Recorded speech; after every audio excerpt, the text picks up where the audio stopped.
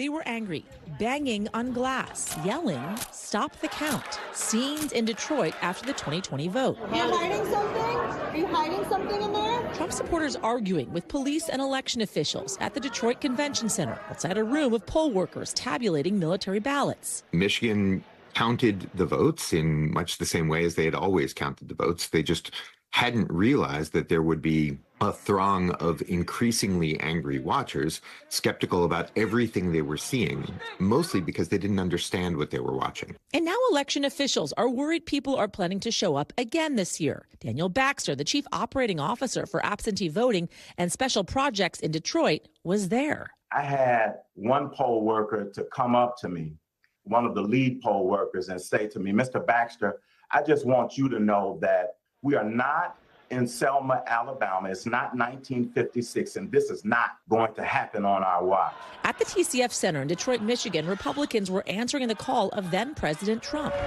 In an overnight speech before all the votes were tallied, Trump falsely claiming victory in the national election and saying, quote, "We're winning Michigan." As for the ongoing vote counting, "This is a fraud on the American public." Then tweeting that his lead, quote, "started to magically disappear as surprise ballot dumps were counted. Very strange." This as he fell behind. Those were Trump's public messages. But according to new filings in special counsel Jack Smith's federal election interference case against the former president, Trump's campaign was working behind the scenes to encourage disruptions, even rioting.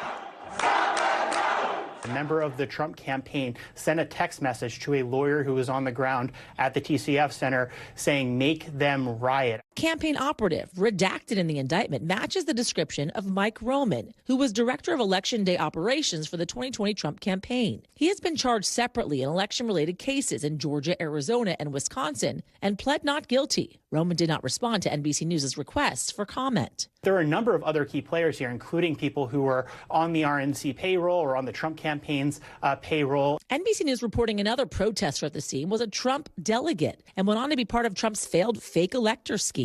Several others were at the Capitol riots on January 6th, at least 2 convicted of crimes. Trump lost the state of Michigan by more than 150,000 votes with no widespread fraud. The question now is, will chaos outside vote counting happen again in November? We're going to start our poll challenger presentation. Republican groups are trying to organize thousands of poll watchers. Donald Trump has signaled this directly. He has focused very explicitly on majority non-white cities and swing states. I'm here only because they cheat. Philadelphia's out of control.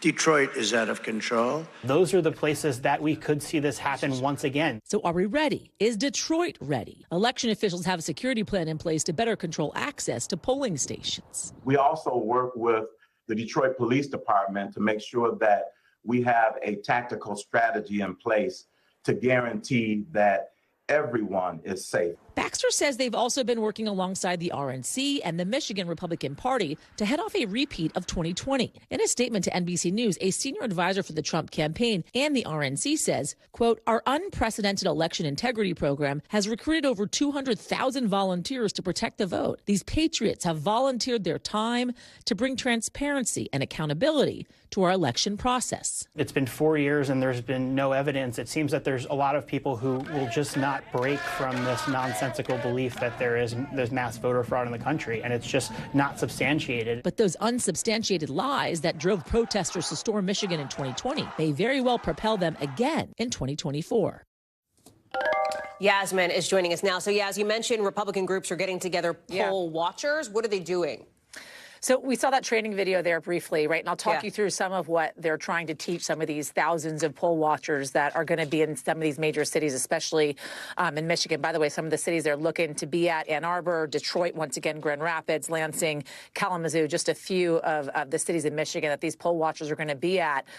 They're teaching folks how to actually challenge voters, their ballots, the voting process as well, making sure that voter IDs are actually being checked, talking them through, for instance, whether or not someone shows up and says they want to vote, yet they've already voted absentee, right? Calling them out in that instance. And then giving them an acronym, which this part becomes how more vague. And this acronym standing for citizenship, age, residency, and not registered. But in these training videos, they're not actually teaching folks how to identify that if someone is or is not a citizen or they are age appropriate to vote. In fact, they're over the age of 18. They're not really giving them guidance as to how to call them out.